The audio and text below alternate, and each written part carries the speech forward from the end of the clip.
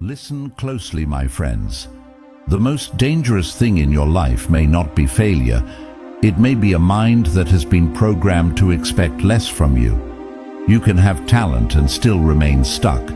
You can have opportunities and still sabotage them. You can know exactly what you should do and still find yourself repeating the same excuses, the same distractions, the same fears.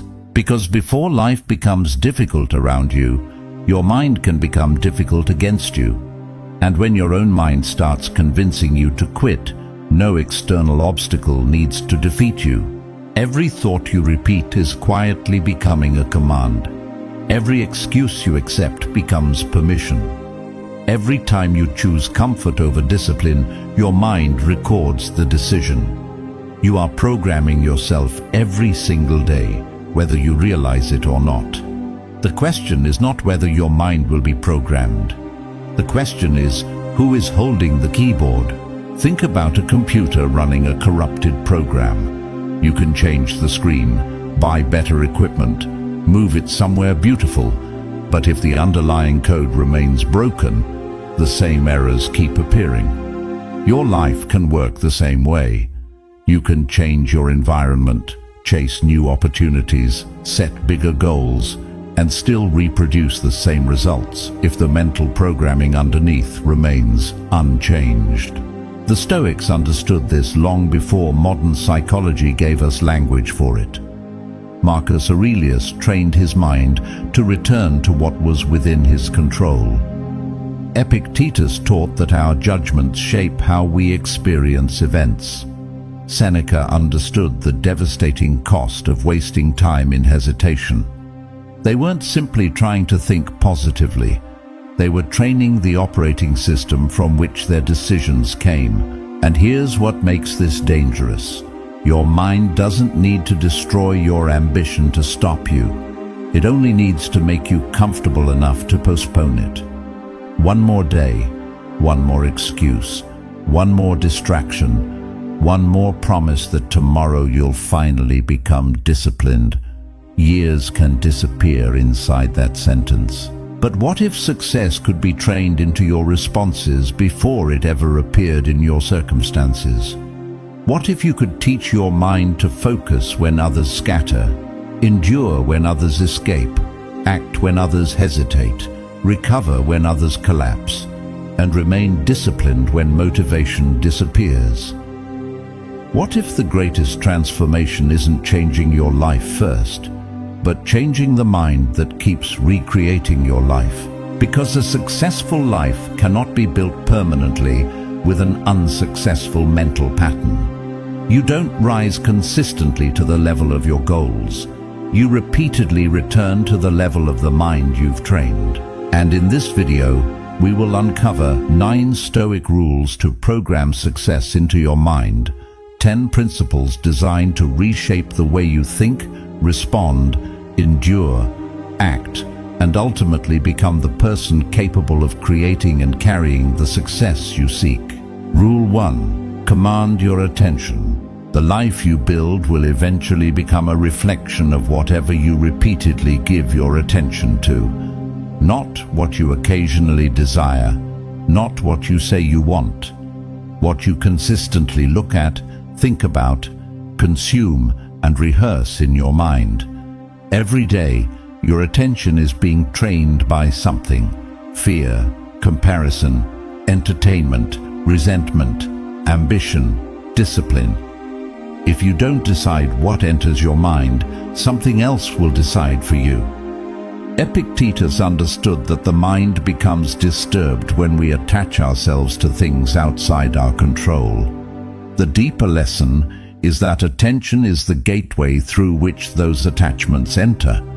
You cannot control every event that reaches you, but you can become selective about what deserves residence in your mind. A thought can knock on the door without being given a room. That distinction is the beginning of mental freedom. Imagine a farmer with the richest soil in the world who never chooses what to plant. Every seed that falls is allowed to grow. After years, weeds would not need permission to dominate the field. Your mind works the same way. You cannot prevent every negative thought from appearing, but you can stop cultivating every thought that appears. The thought, "I'm behind," may arrive. The thought, "I'll fail," may arrive. The thought, "I'm not capable," may arrive. You don't have to fight it dramatically. You simply refuse to water it. Marcus Aurelius repeatedly pulled his attention back toward the present task and the responsibilities directly in front of him. That discipline matters because distraction rarely announces itself as destruction. It usually arrives disguised as something harmless. One more scroll, one more comparison, one more hour imagining what others think, one more conversation replayed inside your head. The mind doesn't lose its power all at once. It leaks it through thousands of tiny distractions. Think of a magnifying glass under the sun. The sunlight is everywhere, but scattered sunlight does not burn through anything. Focus it onto one point, and suddenly the same light can create heat powerful enough to transform matter. Your attention is that lens. Scattered attention creates scattered results. Concentrated attention creates force. The person who can repeatedly return his mind to one meaningful objective possesses an advantage that talent alone cannot replace. And here's the uncomfortable part. Sometimes your biggest distraction is not your phone, your environment, or other people. It is your own mind constantly negotiating with itself. You decide to work, then debate whether you feel motivated. You decide to train, then negotiate with discomfort. You decide to begin, then imagine every possible reason it could fail. While you are negotiating, someone else is executing. Success often belongs to the person who spends less time arguing with the decision they already made. So begin treating attention as a form of wealth. Don't spend it everywhere. Don't give it to every opinion, every insult, every notification, every fear, or every person who wants access to your emotional energy. What repeatedly receives your attention eventually receives your identity. Give your attention to the skill you are building, the weakness you are correcting, the discipline you are developing, and the future you are constructing. Tonight, ask yourself one brutal question. If someone studied everything I gave my attention to this week, would they discover the person I claim I want to become? The answer may expose more than your goals ever could. Because before you can program success into your mind, you must first control the place where that program is being written. And once your attention becomes yours again, the next battle begins.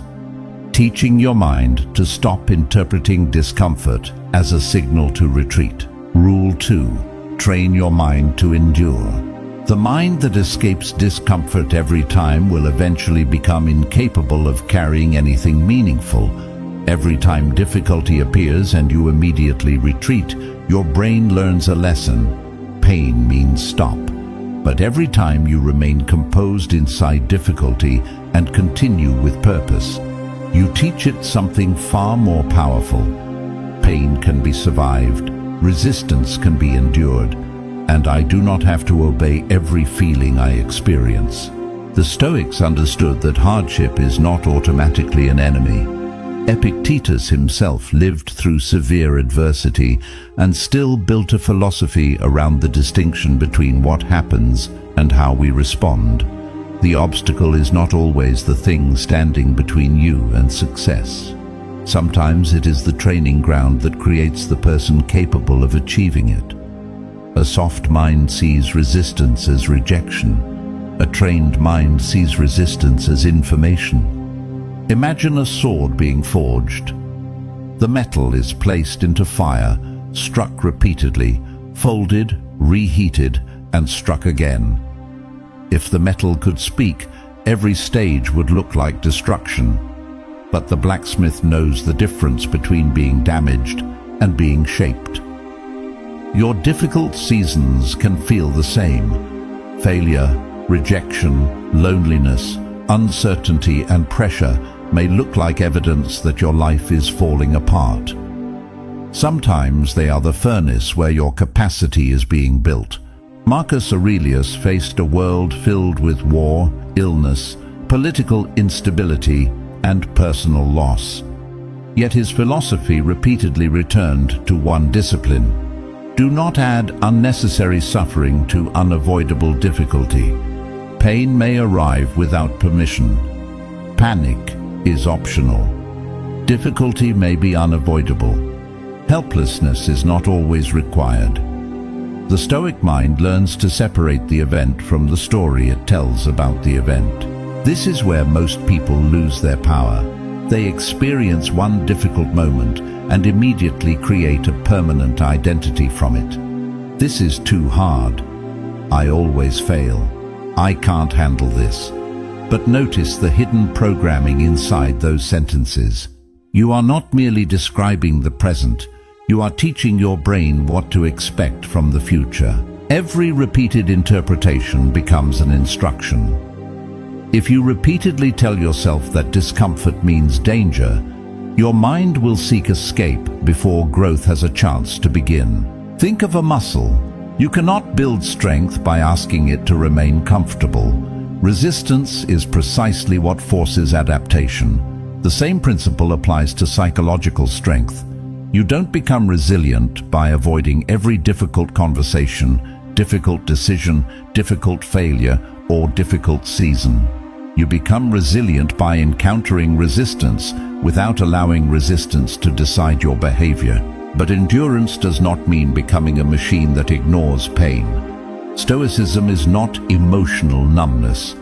A disciplined mind can feel fear without becoming fear, feel sadness without becoming sadness, and experience exhaustion without turning exhaustion into an identity. Sometimes endurance means continuing. Sometimes it means resting intelligently and returning tomorrow. Strength is not blindly pushing against every wall. It is knowing which walls require persistence and which require a change of direction. Seneca wrote about adversity as something that can reveal and strengthen character. A person who has never been tested may possess potential, but pressure reveals whether that potential has become character. Gold is not proven by sitting inside a jewelry box. Steel is not proven by remaining untouched. And your discipline is not proven on the days when everything feels easy. So stop asking, how can I avoid discomfort?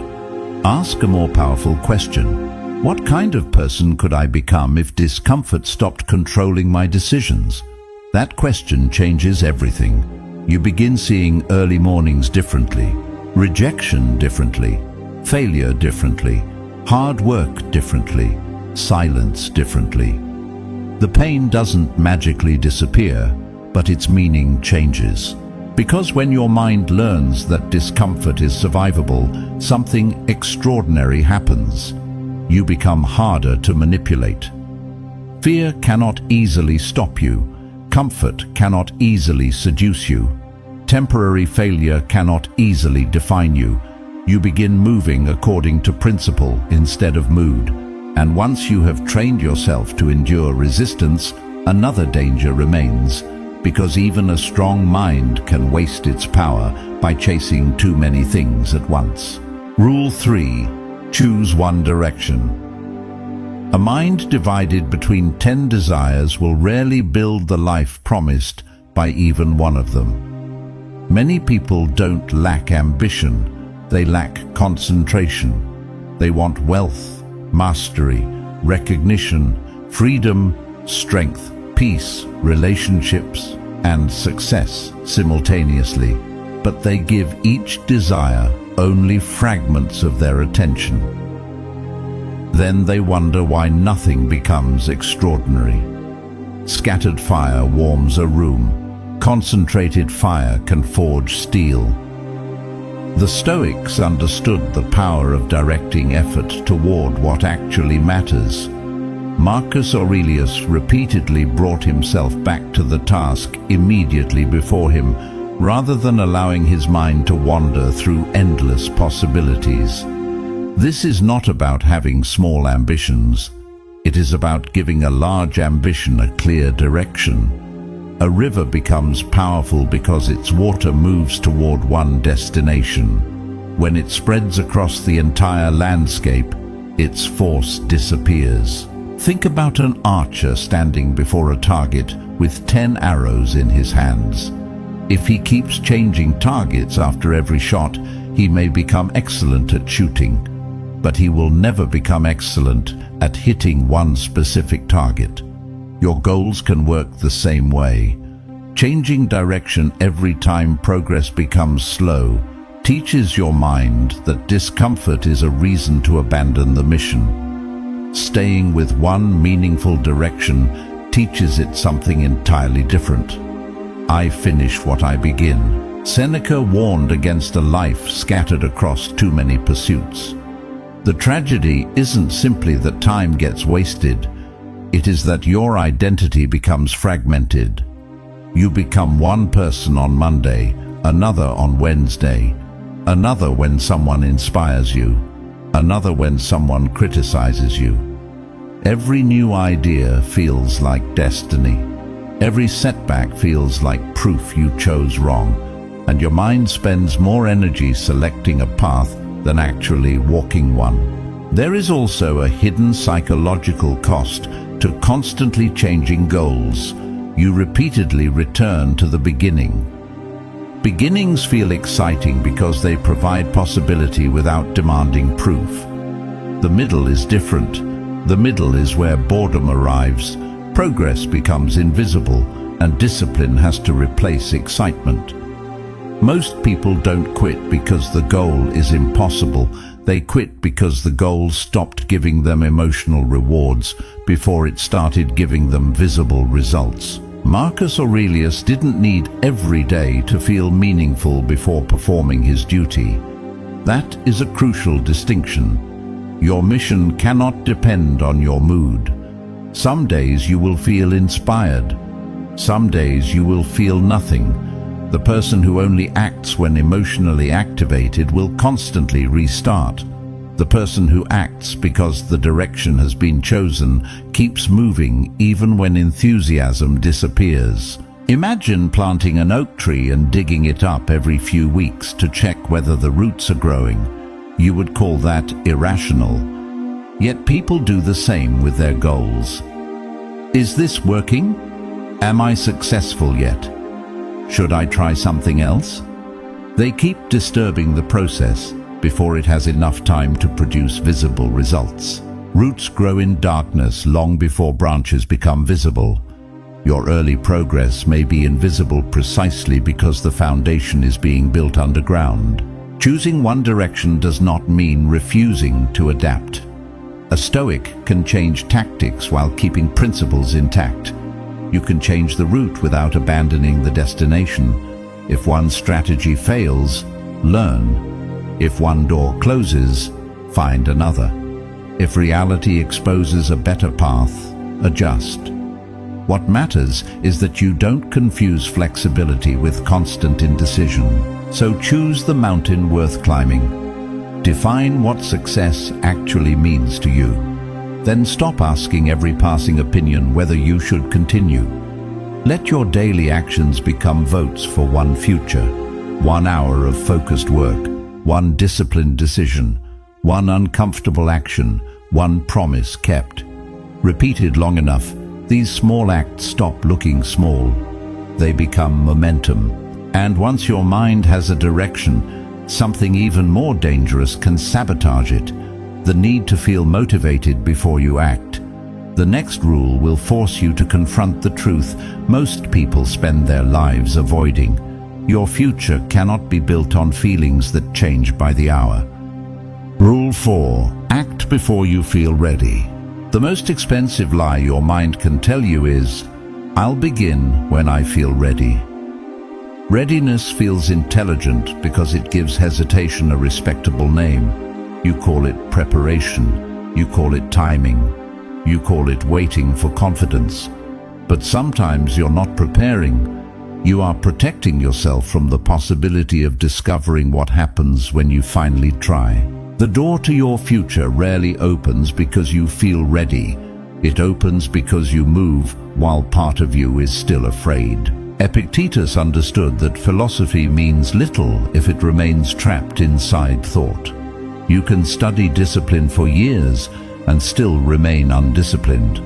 You can understand courage and still avoid the conversation that requires it. Knowledge becomes power only when it survives contact with action. The mind loves preparation because preparation carries almost no risk. Action does. Action exposes you to failure, judgment, uncertainty, and the possibility that your imagined ability does not match reality. Imagine a ship sitting perfectly maintained in a harbor. Its engine works. Its sails are intact. Its captain has studied every map. It knows the routes, the storms, and the stars. But it never leaves the harbor because the captain is waiting for completely calm water. That ship can possess everything required for a voyage and still go nowhere. Potential without action becomes one of the most painful forms of wasted ability. Marcus Aurelius repeatedly reminded himself to return to the task in front of him. Not tomorrow's task, not the perfect version of the task now. This is where success becomes practical. Instead of asking, "Do I feel motivated?" ask, "What is the next action?" Instead of, "What if I fail?"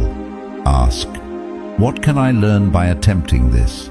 You shift the mind from prediction to execution. There is a deeper reason action creates confidence. Action produces evidence. You cannot think your way into believing you are disciplined. You must repeatedly experience yourself keeping promises. You cannot simply affirm that you are courageous. You must watch yourself walk into situations that frighten you and remain standing. Every completed action becomes a piece of evidence against the old identity that whispered, "You can't." Think of a dark staircase. You don't need to see the entire staircase to take the first step. You only need enough light to see where your foot can land next. People often demand certainty about the entire future before making the first move. But certainty is usually a reward of movement, not a requirement for it. The path becomes visible because you walk it. Seneca understood the danger of postponement because time does not negotiate. Every day you say later is a day that cannot be recovered. And procrastination becomes particularly dangerous when it is attached to ambition. A person can spend years planning the life they intend to live while quietly becoming an expert at postponing it. But don't misunderstand this rule. Acting before you feel ready does not mean acting recklessly. Preparation matters. Strategy matters. Wisdom matters. The point is not to eliminate preparation. It is to eliminate endless preparation that exists only to protect you from discomfort. Prepare enough to move intelligently, then move. Your mind must eventually learn a new sequence. Decide, act. Learn, adjust, repeat. Not fear, overthink, delay, doubt, quit. The first sequence creates capability. The second creates paralysis. So today, identify one thing you have been postponing because you don't feel ready. Make it smaller. Make it concrete. Then do the first uncomfortable part. Not because you suddenly became fearless, but because you refuse to make fear your decision maker. And once you begin acting without waiting for perfect confidence, another battle appears, because action alone is not enough. You must learn to stop feeding the mental voice that constantly tells you why you should quit. Rule 5. Master the inner voice. The voice you hear most often is the voice that eventually becomes your identity. If that voice constantly says, "I can't, I'm behind, what if I fail?" your mind begins treating those sentences as instructions rather than thoughts. But if you learn to examine that voice instead of obeying it, something changes. You stop being the prisoner of your thoughts and become the person who decides which thoughts deserve authority. The Stoics understood this distinction deeply. Epictetus taught that events themselves do not simply control us. Our judgments about them shape our disturbance. That means the first thought entering your mind does not automatically deserve the final word. A thought is a visitor. Your attention is the invitation. Your action is the decision. Fear can speak without becoming your commander. Imagine standing beside a river and watching thousands of leaves float past. Some are beautiful, some are rotten, some are carried quickly by the current, others move slowly. You don't have to jump into the river and chase every leaf. Your thoughts are similar. A fearful thought appears, a jealous thought appears, a doubtful thought appears. Let it pass. The mistake is not having the thought. The mistake is building a house around it. Marcus Aurelius repeatedly practiced separating what happened from the interpretation he placed upon it. That discipline is essential for success. Suppose you fail at something. The event is simple. You failed. But the mind immediately adds a second sentence. I'm a failure. That second sentence is not a fact. It is an interpretation. And if you repeat it enough, your behavior begins obeying it. This is why language matters. The mind listens to repetition more than intention. If every setback becomes, "I always ruin everything," you are programming helplessness. If it becomes, "This exposed a weakness I can train," you are programming adaptation. The external event may be identical, but the internal instruction is completely different. Think of a commander receiving reports from the battlefield. A wise commander doesn't believe every messenger simply because the message arrived urgently. He examines the report. Your mind needs the same discipline. When fear says, "Everyone is ahead of you," ask, "Everyone?" When it says, "You can't do this," ask, "What evidence proves that?" When it says, "You're too late," ask, "According to whose clock?" Seneca understood how much suffering comes from anticipation. We often experience the pain of an event before the event even happens. We rehearse rejection before asking.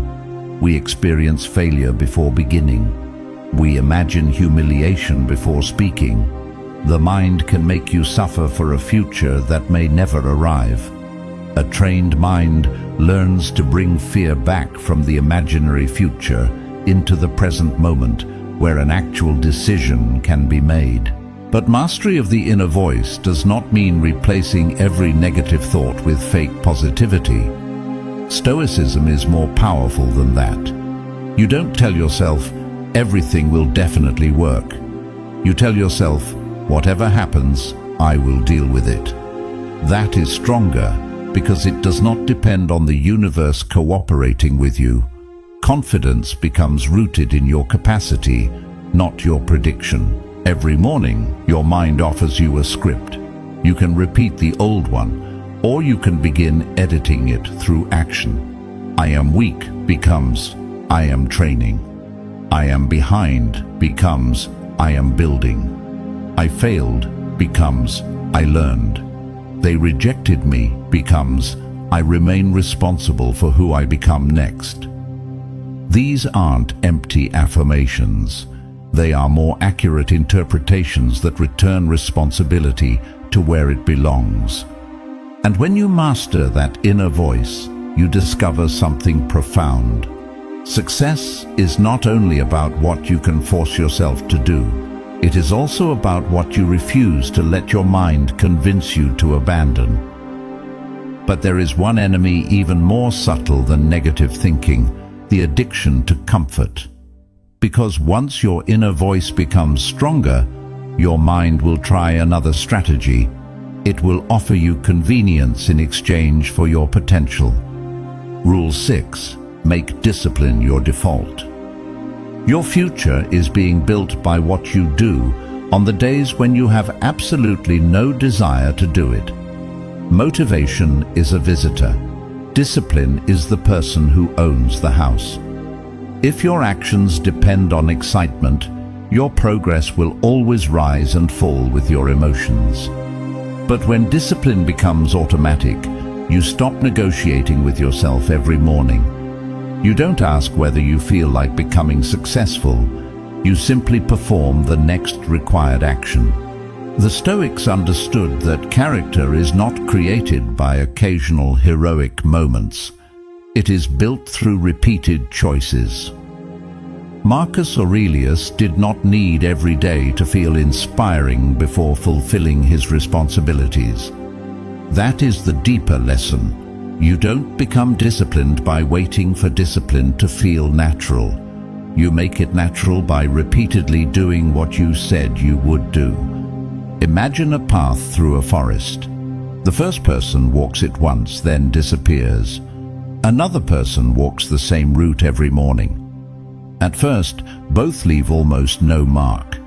But months later, one path has become visible. Repetition turns intention into a road. Your brain works similarly. Every repeated behavior becomes easier to repeat. What initially requires force eventually becomes your default response. This is why small disciplines matter more than dramatic promises. Waking when you said you would. Finishing the work you started. Putting the phone away when you need to focus. Training when you're tired. Keeping a promise nobody else knows you made. These actions look insignificant individually, but together they are constructing your identity. You are teaching your mind what kind of person you are. Seneca warned about the danger of postponing life, but postponement is often disguised as comfort. I'll start tomorrow. I'll work when I'm motivated. I'll change when things calm down. The problem is that tomorrow keeps moving. Comfort asks for one small surrender at a time until surrender becomes a lifestyle. Think of a fortress. Its walls don't collapse because of one drop of rain. They weaken through repeated erosion. Your discipline can erode in exactly the same way. One unnecessary delay, one broken promise, one exception, one more excuse. None feels dangerous. But repeated often enough, they teach your mind that your own decisions are negotiable. And once your mind learns that your word means nothing, every future goal becomes harder to protect. Discipline, however, does not mean punishing yourself. It means removing unnecessary negotiation. If you have decided to work for an hour, work for an hour. If you have decided to train, train. If you have decided to stop feeding a destructive habit, stop reopening the argument every night. The strongest disciplined people are not constantly fighting themselves because they have already settled the debate. Epictetus taught that freedom comes through mastery of yourself. That is why discipline is not the enemy of freedom. It is its foundation. A person controlled by every craving is not free. A person who cannot tolerate boredom is not free. A person who needs constant stimulation is not free. Freedom is being able to choose the right action even when the wrong action feels better. And here is the deeper twist. Discipline doesn't just change what you accomplish, it changes what you believe about yourself. Every promise kept becomes evidence. Every difficult task completed becomes evidence. Every temptation resisted becomes evidence. Slowly the question changes from, "Can I do this?" to "What else can I do?" So stop trying to transform your entire life overnight. Choose a few non-negotiable actions and make them boringly consistent. Let repetition become your teacher. Let consistency become your confidence. Let discipline become so ordinary that you no longer need applause for it.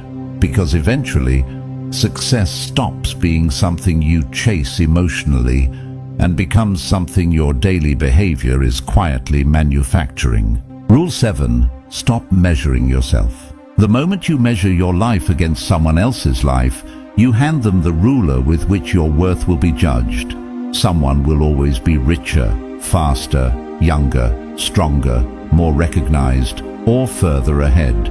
If your confidence depends on being ahead, you have already accepted a game you can never permanently win. The Stoic mind does not ask, "Am I better than them?" It asks, "Am I better than the person I was?" Marcus Aurelius warned against wasting life in comparison and speculation about others, because attention spent outside your control is attention removed from your own character. Think about that carefully. While you are watching someone else's progress, your own unfinished work is still waiting for you. Comparison feels productive because your mind is active, but activity is not progress.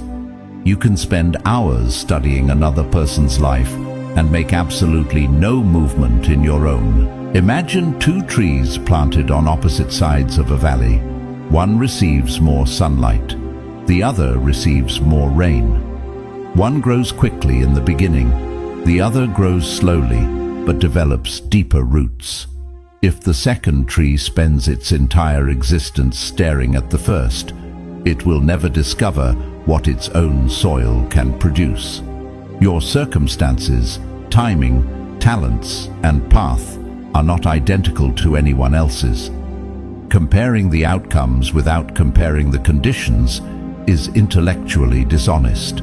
The most dangerous comparison isn't always jealousy. Sometimes it is discouragement. You see someone succeed quickly and conclude that you're late. You see someone's perfect result and decide your imperfect beginning is worthless. But you're comparing your backstage to their stage. You see the achievement. You don't see the years of repetition, rejection, sacrifice, uncertainty, or invisible preparation that produced it. Seneca understood the danger of measuring life through external possessions and status. The Stoic asks a harder question: what kind of person am I becoming? Because wealth can increase while character decreases. Recognition can grow while peace disappears. Followers can multiply while self-respect becomes weaker. A person can win publicly and lose privately. And there is another trap: comparing yourself to your imagined future self. You create a perfect version of yourself, disciplined, wealthy, confident, successful, and then use that imaginary person as a weapon against your present self. That doesn't create growth. It creates contempt. Your future self should be a direction, not a judge. Measure progress by movement, not by perfection. Think of a mountain climber looking upward every few minutes and becoming discouraged because the summit still appears impossibly far away. If he refuses to look back, he may never notice that the valley has already disappeared beneath him. Progress can be invisible when you only look at the distance remaining. Sometimes you need to turn around and recognize how far you've already climbed. So compare intelligently. Compare your discipline now to your discipline before.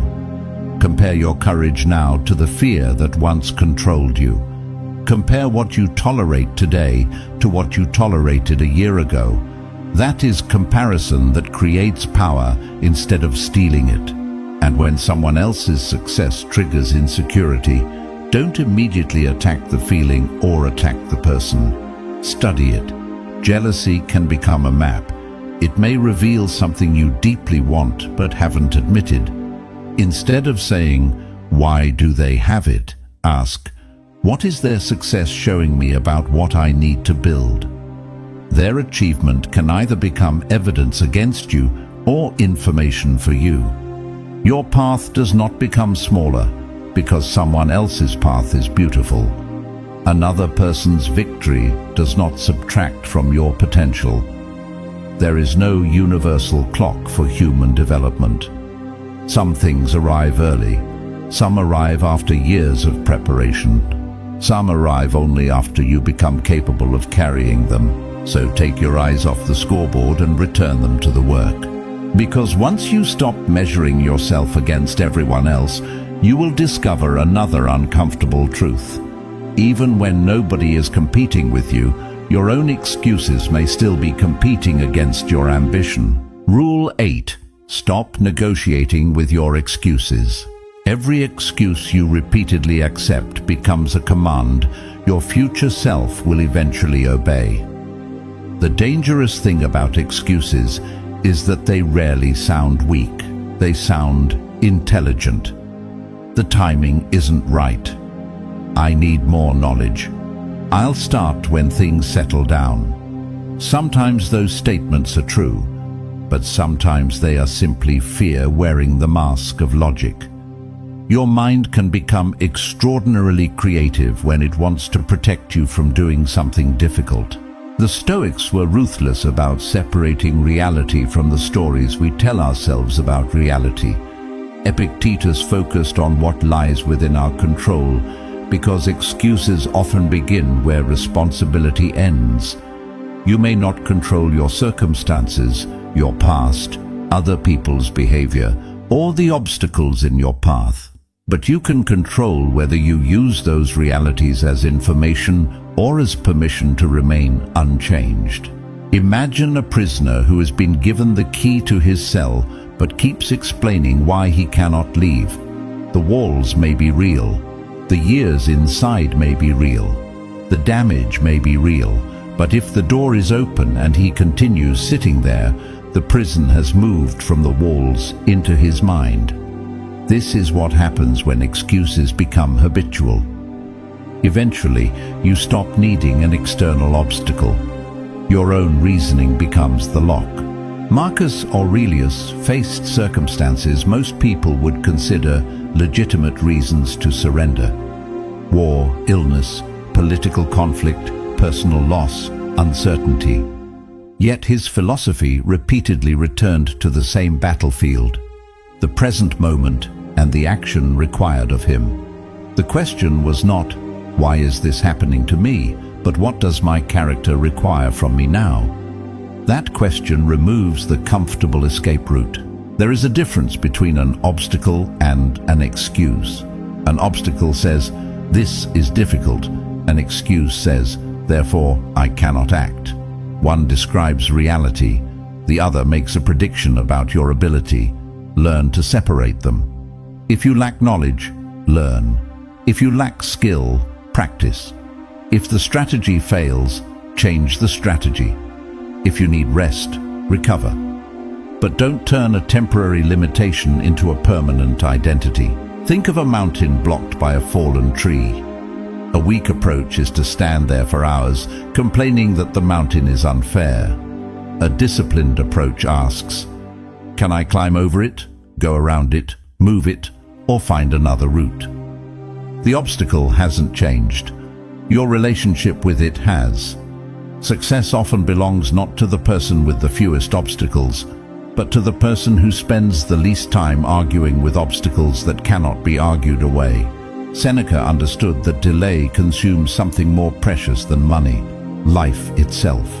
You can recover money, you can replace equipment, you can learn a new skill, but yesterday cannot be negotiated back into existence. Every unnecessary delay quietly converts potential into regret. And here's the twist. Your excuses don't only delay the goal, they train your identity. Every time you say, I can't, when you could at least attempt, you strengthen avoidance. Every time you say, I'll do it later, and repeatedly prove yourself right, you train procrastination. But every time you act despite an excuse, you create contradictory evidence. Maybe I am more capable than I thought. So when an excuse appears, don't fight it emotionally, question it. Is this a real limitation or a comfortable explanation? Is action genuinely impossible or merely uncomfortable? Do I need a different strategy or simply more courage? Those questions can expose the difference between wisdom and self-deception. You don't need to become someone who never has reasons to stop. You need to become someone who examines those reasons before obeying them. That is mental discipline. Because when you stop negotiating with your excuses, you create something far more valuable than motivation: self-trust. You begin knowing that when you say you will do something, your future self can believe you. And once that trust is built, there is one final enemy waiting behind it: the fear of failure itself. Rule 9. Turn failure into fuel. Failure only becomes a defeat when you allow it to write the final sentence about who you are. A failed attempt is an event. The meaning you attach to it is a decision. One person loses and says, "This proves I'm not capable." Another loses and asks, "What did this expose that I can now correct?" The event is the same. The programming is completely different. The Stoics understood that reality does not owe us successful outcomes simply because we worked hard. You can prepare honestly and still lose. You can act with courage and still be rejected. You can make the right decision and still experience pain. Stoic strength begins when you stop demanding that effort must always produce the result you wanted. Your responsibility is the quality of your action, not the universe's agreement with your desired outcome. Imagine a scientist conducting an experiment. The experiment fails. Does the scientist bury the laboratory and declare himself worthless? No. The failed experiment becomes information. Something didn't work.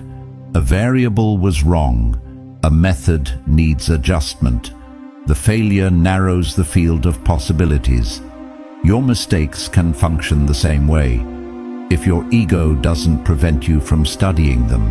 Marcus Aurelius understood that obstacles could be incorporated into the work itself. This is one of the deepest Stoic ideas. The thing that blocks your path can become part of the path. Rejection can teach discernment. Failure can expose weakness. Loss can reveal attachment. Criticism can reveal a blind spot. Difficulty can reveal a level of strength you didn't know you possessed. Think of a blacksmith examining a blade after it bends under pressure. He doesn't necessarily throw the metal away. He puts it back into the fire. The bend becomes part of the information used to strengthen the next version. Your failures can do the same. They show you where your structure is weak. The mistake isn't that you discovered the weakness. The mistake would be discovering it and refusing to strengthen it. But there is a dangerous habit that follows failure, turning one event into an identity. I failed becomes I'm a failure. They rejected me becomes nobody will ever choose me. I lost becomes I always lose. That is how an event becomes a prison. The Stoic mind refuses to confuse what happened with what it means forever. Seneca wrote about adversity revealing character. You can understand why when you look closely at failure. Success often allows you to hide weaknesses because the result is rewarding. Failure removes that disguise. It shows you exactly where your preparation, judgment, patience, or discipline was insufficient. That information may hurt, but information that hurts can still be valuable. And don't romanticize failure. Not every failure is secretly good. Some failures cost money, relationships, opportunities, and years. Some mistakes are genuinely destructive. Stoicism does not require you to pretend otherwise. The power is not saying failure is wonderful. The power is saying even this can be used. That is a much stronger position. After every serious failure, ask 3 questions. What was within my control? What did I misunderstand? What will I do differently next time? Then stop worshipping the mistake, because reflection without action becomes another form of rumination. You can analyze your failure for months and still remain exactly where you were. The purpose of looking backward is to improve the next step, not to build a permanent residence inside regret. Every time you recover intelligently, your mind receives a new message.